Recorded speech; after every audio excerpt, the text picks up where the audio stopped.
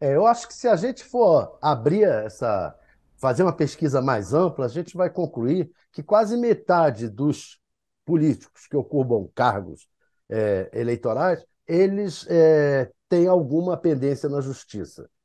Então, o que ocorre? Eles acabam que são meio contrários a operações como a da Lava Jato, que focou nos políticos, focou na atuação dos políticos. E isso você vê ali na Câmara, no Senado, a opinião generalizada contra a Operação Lava Jato e contra a atuação da Operação Lava Jato. Nesse sentido, o Zanin terá a simpatia dos parlamentares. O Zanin, por outro lado, está tendo também a simpatia do Supremo, porque ele praticamente salvou o Supremo. O Supremo, o que ocorreu? O Sérgio Moro fez uma série de pataquadas na operação, utilizou a operação para uma briga pessoal com Lula, ele, o Dallagnol, o que ocorreu? Ele manipulou os ministros do Supremo. Acabou que os ministros dos tribunais superiores, da STJ, do Supremo, das instâncias superiores, concordaram corroboraram a atuação do Moro durante quase toda a Operação Lava Jato. Até que veio a Vaza Jato. Com a Vaza Jato, foram revelados aqueles diálogos do Moro com o Dallagnol, foi revelado todo o sistema de suspeição. Mas os juízes já tinham participado, corroborado as decisões do Moro. Aí o Zanin deu para eles o argumento definitivo, o argumento salvador, que permitiu tornar o Moro suspeito e permitiu que eles se desvencilhassem, que os juízes dos tribunais superiores se desvencilhassem do Moro. Qual foi? Foi dizer o seguinte: olha, quando o Moro aceitou ser ministro do Bolsonaro, ministro da Justiça, ele mostrou que ele tinha tido uma atuação parcial durante o processo. Esse foi o argumento básico da peça do Zanin pedindo a suspeição do Moro no Supremo e que acabou sendo aprovada, e ele foi salvador. Por exemplo, o Gilmar tinha decidido impedir o Lula de ser ministro da Dilma, graças à divulgação daquela gravação da conversa da Dilma com o Lula, vazada pelo Moro. E o Gilmar acabou, pô. Quando a Vaza Jato mostrou a conversa dos dois, ficou mal para o Gilmar.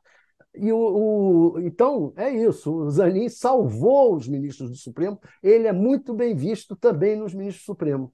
Mas o fato dele ser, agora essa matéria mostrando que ele recebeu como advogado na campanha eleitoral, é ruim. É muito ruim você indicar um advogado da campanha eleitoral para da sua campanha eleitoral para ministro do Supremo. Não é só um advogado da questão criminal, é um advogado da campanha eleitoral também.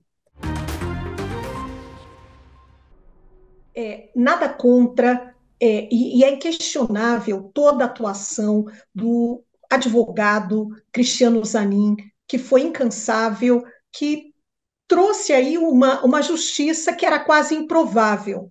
Mas o contexto político, o momento histórico, sinalizava, ou melhor, ainda sinaliza, para que na mais alta corte de justiça do país nós tenhamos diversidade e que nesse momento essa vaga ela fosse ou seja ocupada por uma ministra negra na Suprema Corte.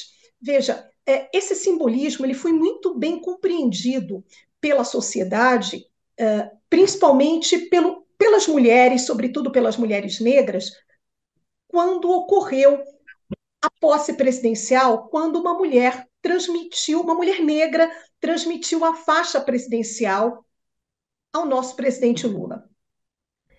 Aquele gesto simbolizou como se fosse compreendido que agora é a vez das mulheres negras saírem da faixa da subserviência, da invisibilidade, e para que elas pudessem ocupar espaços de poder e representatividade. Então, ali, o que ficou compreendido?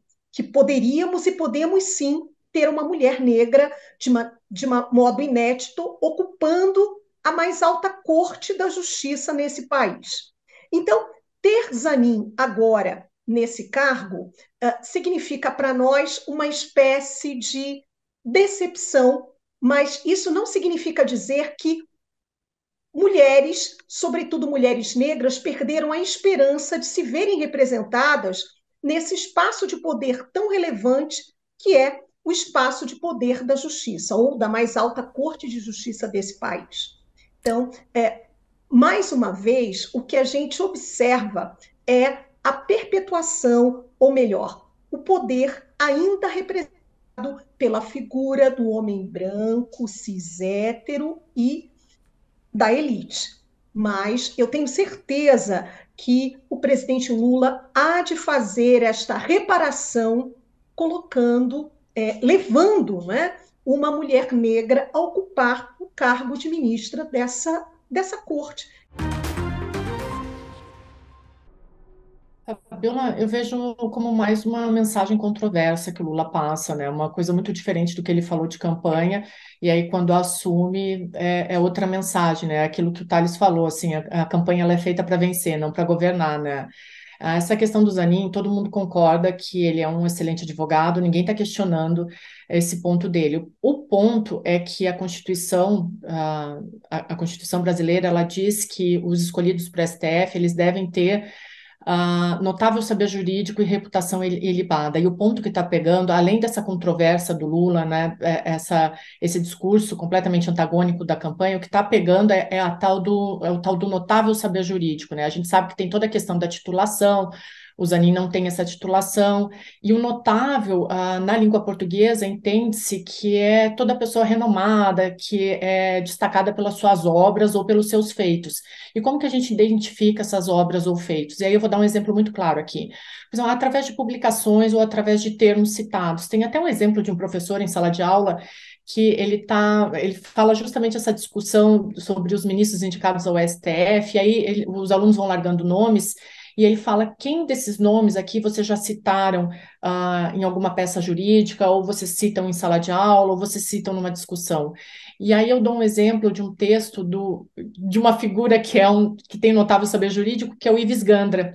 E ele tem um texto de 88, justamente na Folha de São Paulo, onde ele fala que para se constituir o STF, o principal motivo tem que ser, além da impessoalidade, a legalidade e o notável saber jurídico, ou seja, a pessoa ela tem que ser reconhecida pelas suas obras, pelos seus feitos, para compor o STF, senão o STF vira mais uma peça política no Brasil, e não é isso que a gente quer, né? Então, pelo que a gente conhece o Zanin?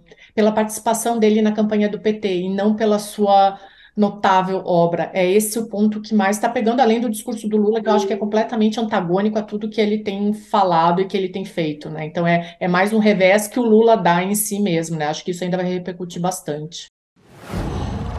Qual